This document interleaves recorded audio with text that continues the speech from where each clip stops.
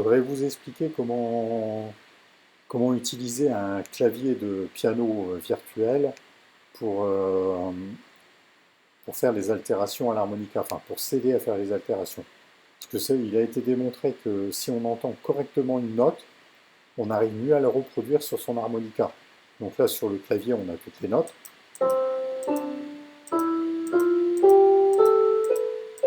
Alors ici, j'ai mis pour le besoin de la vidéo un accordeur numérique à l'écran.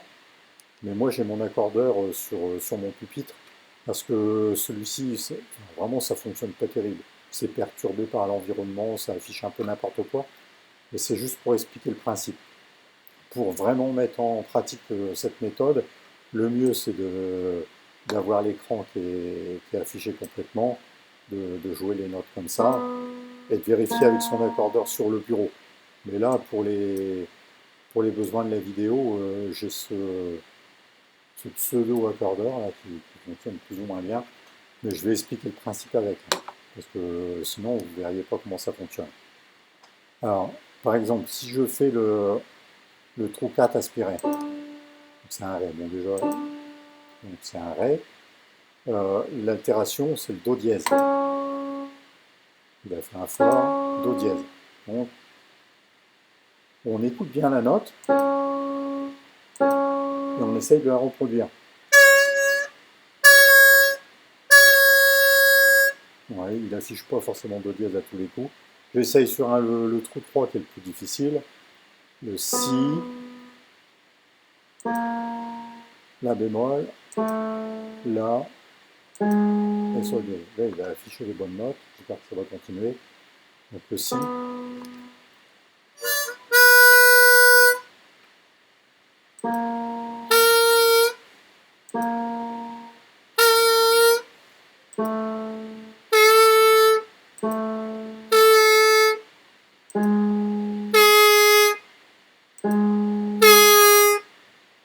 Je fais un petit peu dans n'importe quel ordre.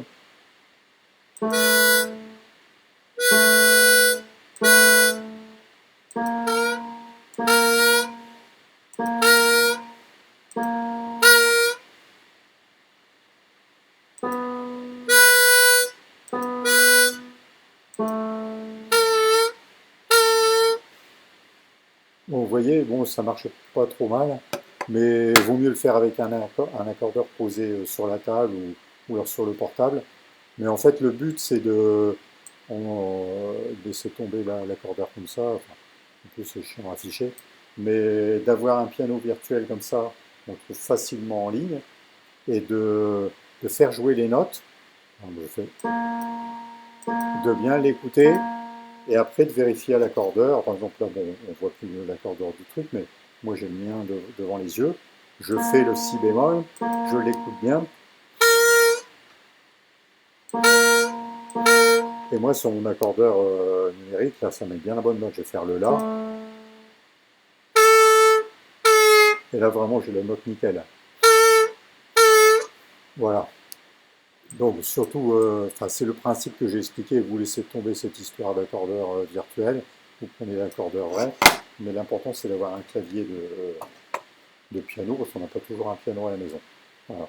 Et surtout, le fait d'écouter les notes, même pas hésiter à les jouer plusieurs fois pour l'avoir bien dans l'oreille, ça aide à aller la chercher.